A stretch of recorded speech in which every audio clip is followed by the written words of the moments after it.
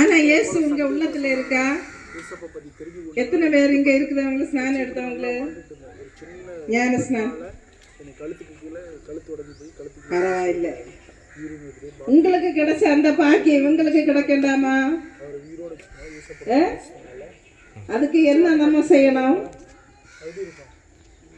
அவங்களுக்கிட்ட நீங்க பெற்ற அந்த அன்பினை, தேவனுடைய அன்பினை பகிர்ந்து அதுக்கு சொல்லி கொடுக்க வேண்டும் இல்லையா? அது எப்படி நமக்கு சொல்லி கொடுக்க முடியும்? அவங்கள்ட்ட நீங்க எப்படி இடப்படணும்? அன்பா, பாசமா இல்லையா? அப்போ நம்ம இந்த உலகத்தில் இருந்து போனோம். போகும்போது நம்ம எங்க போய் சேரணும்?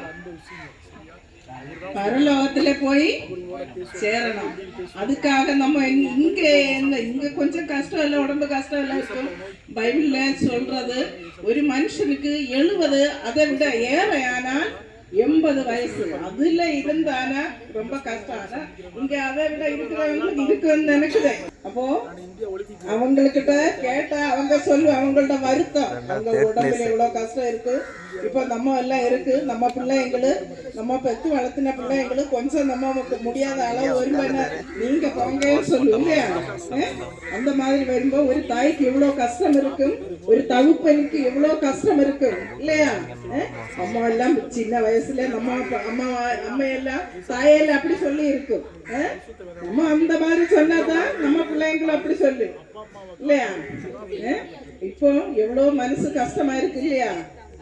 ஆனா அவங்கக்கிட்ட சொல்லணும், நாங்க தெரியாம ஆனா எங்களுக்கு மன்னித்து எங்க பிள்ளைங்களை நல்ல வாழ்க்கையை கொடுத்து அவங்களையும் இயேசுடன் நீங்க அழைக்கணும். அவங்களுக்கு சொல்லி கொடுக்கணும். பாப்பா நான் இல்லைங்க பையா, நான் இந்த மாதிரி வாழ்க்கை வாழ்ந்ததுனால ரொம்ப கஷ்டம். ஆனா இன்னும் நான் இந்த உலகத்தில் இருந்து போகும்போது எனக்கு பரலோகத்துல போனோம். ஆனா நீங்களும் என்ன செய்யணும்? அந்த சேரணும். நம்ம அப்பா அம்மா இங்க உலகத்துல பிறக்க வச்ச அப்பா அங்கதான் இருக்கு, எங்க பரலோகத்துல இருக்கிறார் இல்லையா? அவர் இடத்துல நீங்களும் என்ன செய்யணும்?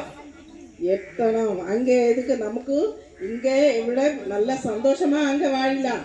நம்ம அப்பா கிட்ட எந்த துக்கமோ எந்த கண்ணீரோ ஒண்ணுமே இல்லாம எங்க பரலோகத்துல சந்தோஷமா இருக்கலாம். அதுக்காக நீங்க என்ன செய்யணும்? உங்க பிள்ளைங்கள்கிட்ட எல்லாம் சொல்லி கொடுக்கணும். நான் தெரியாத அளவுல ஏதோ உங்ககிட்ட இந்த மாதிரி எல்லாம் உங்களை எல்லாம் வளர்த்தினது இல்லையா? இதெல்லாம் கும்பிட்டு இந்த மாதிரி எல்லாம் வளர்க்க வச்சது எனக்கு தெரியாது இருந்தது. ஆனா உண்மையான தேவன் யாரு? இயேசு அப்பா தான். அவரு உண்மையான ஒரு தேவன் இருக்கிறாரு. அவரே நீங்க என்ன செய்யணும்? கும்பிடணும். அவரை தான் நீங்க